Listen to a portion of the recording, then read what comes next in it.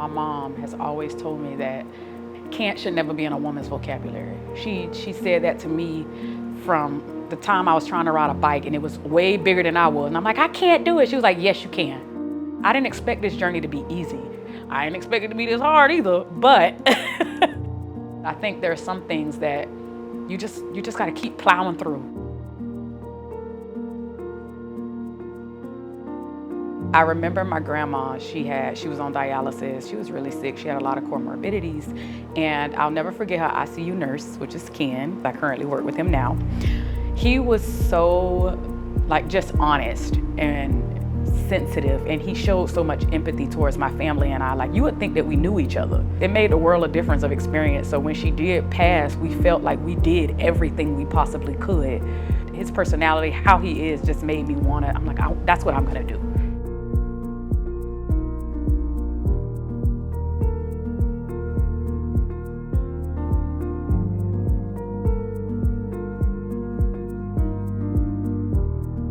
They watched me grow up at St. Anthony's.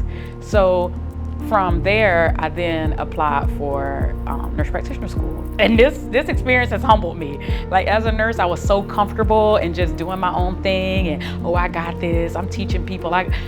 This is humbling. You become a novice again, but you're looked at, you're like a prestigious student.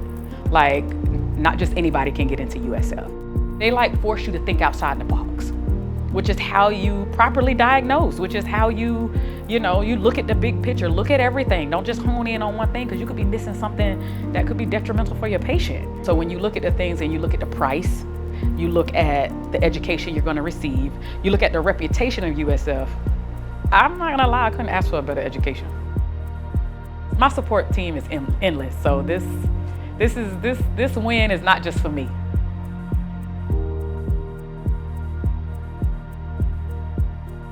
During the hurricanes, we had a huge final. When I say huge, I mean huge. This is the final that kind of makes or breaks a lot of the students. Then I got called into the hospital because I was team A. So I'm at the hospital, laying on a cot, in an office, studying. My brother came over, my fiance's best friend and her family and her husband came over. They were fixing all this stuff while I was stuck at work studying. I had obtained custody of my goddaughter prior to being accepted into USF, and I thought okay, I'm gonna have to put that on the back burner. But I actually, kind of used it as motivation to keep going. She can't see you fail because you telling her she gotta keep moving, you do too. View admission decision. She is graduating from collegiate high school.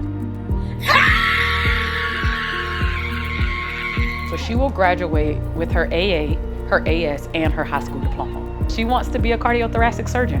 And with every bone and breath in my body, I will make sure if it's within my power, I will help her get there. And for us to be graduating together, I feel like it's so monumental to me.